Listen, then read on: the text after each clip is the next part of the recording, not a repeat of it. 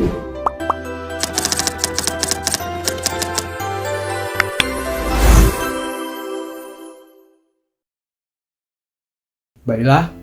Assalamualaikum warahmatullahi wabarakatuh.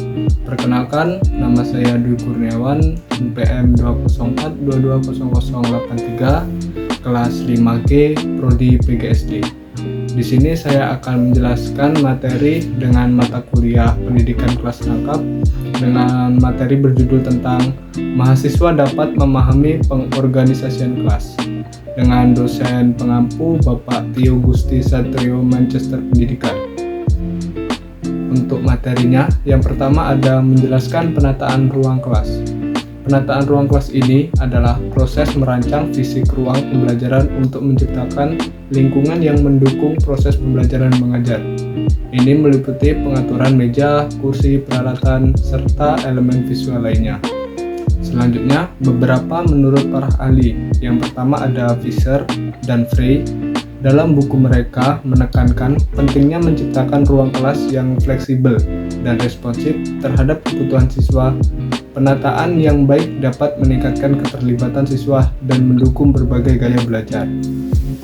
Selanjutnya, menurut Miller menjelaskan bagaimana pengaturan ruang yang nyaman dan inspiratif dapat memicu minat baca siswa. Ruang yang terorganisir dengan baik memungkinkan siswa merasa lebih aman dan bersemangat untuk belajar. Selanjutnya, menurut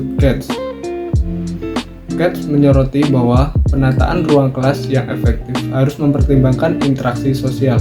Tata letak yang memungkinkan siswa berkolaborasi dan berdiskusi dapat meningkatkan pengalaman belajar. Menurut Brooks JG dan Brooks MG menyatakan bahwa ruang kelas harus dirancang untuk mendorong eksplorasi dan pembelajaran aktif. Penataan yang mendukung kolaborasi dan diskusi dapat memperkaya proses pembelajaran. Selanjutnya, pentingnya penataan ruang kelas. Penataan ruang kelas ini terbagi menjadi beberapa bagian. Yang pertama ada fleksibilitas, memungkinkan pengaturan yang dapat disesuaikan dengan berbagai aktivitas pembelajaran. Selanjutnya, keterlibatan siswa. Keterlibatan siswa ini menciptakan suasana yang mendukung interaksi dan kolaborasi. Yang selanjutnya ada kenyamanan. Kenyamanan mengurangi ketidaknyamanan fisik dan meningkatkan konsentrasi siswa. Yang selanjutnya ada inovasi, memfasilitasi penggunaan teknologi dan sumber daya pembelajaran yang lebih efektif. Selanjutnya ada pengorganisasian murid. Pengorganisasian murid merujuk pada cara guru dan sekolah mengelola siswa dalam lingkungan belajar untuk mencapai tujuan pendidikan yang efektif. Ini mencakup penataan kelompok, pengaturan peran, dan pengelolaan interaksi antar siswa. Selanjutnya ada menurut beberapa para ahli pengorganisasian murid. Yang pertama ada menurut Duhon. Dalam artikel, Duhon dan tim menyelidiki bagaimana ukuran kelompok mempengaruhi hasil belajar siswa.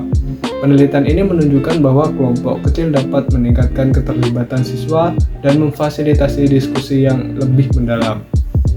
Selanjutnya menurut Uslavin, dalam bukunya Uslavin membahas metode pengelompokan siswa dan dampak terhadap pembelajaran. Ia menyatakan bahwa pengelompokan yang tepat dapat meningkatkan interaksi sosial dan memfasilitasi pembelajaran kolaboratif yang penting untuk perkembangan keterampilan sosial. Selanjutnya, menurut Hattie, dalam bukunya, Hattie menekankan pentingnya pengorganisasian kelompok siswa untuk meningkatkan hasil belajar. Ia mencatat bahwa pengelompokan siswa berdasarkan kemampuan dan minat dapat memaksimalkan keterlibatan dan pembelajaran. Nah, selanjutnya ada strategi pengorganisasian murid. Yang pertama ada penggunaan teknologi. Menggunakan platform pembelajaran online untuk mengelola tugas dan komunikasi antara siswa dan guru. Ini juga mendukung pembelajaran mandiri. Yang kedua ada pembelajaran berbasis proyek. Mengorganisasi siswa untuk bekerja pada proyek bersama yang relevan, membantu mereka belajar keterampilan kolaboratif dan tanggung jawab. Yang selanjutnya ada feedback dan evaluasi.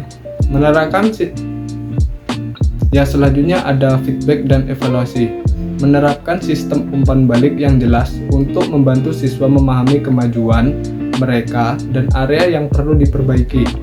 evaluasi bisa dilakukan secara individu atau kelompok. Selanjutnya, pentingnya pengorganisasian murid.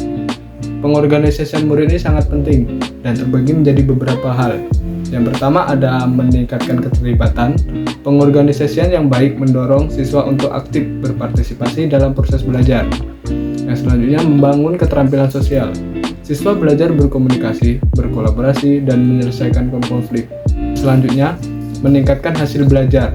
Dengan pendekatan yang terstruktur, siswa lebih mampu mencapai tujuan akademis mereka. Yang selanjutnya ada disiplin kelas. Beberapa menurut para ahli mengenai disiplin kelas. Yang pertama ada Morrison dalam bukunya menjelaskan bahwa disiplin kelas tidak hanya berkaitan dengan pengaturan perilaku siswa, tetapi juga mencakup penciptaan lingkungan belajar yang positif.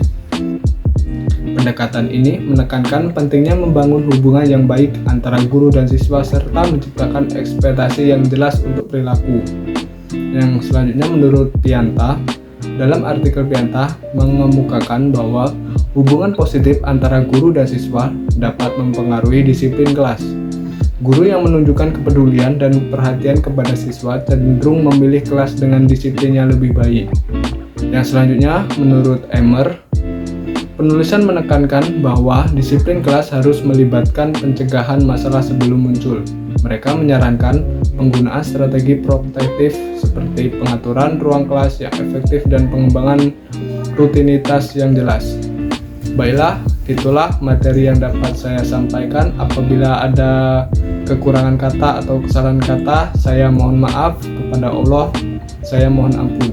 Kami akhiri. Wassalamualaikum warahmatullahi wabarakatuh.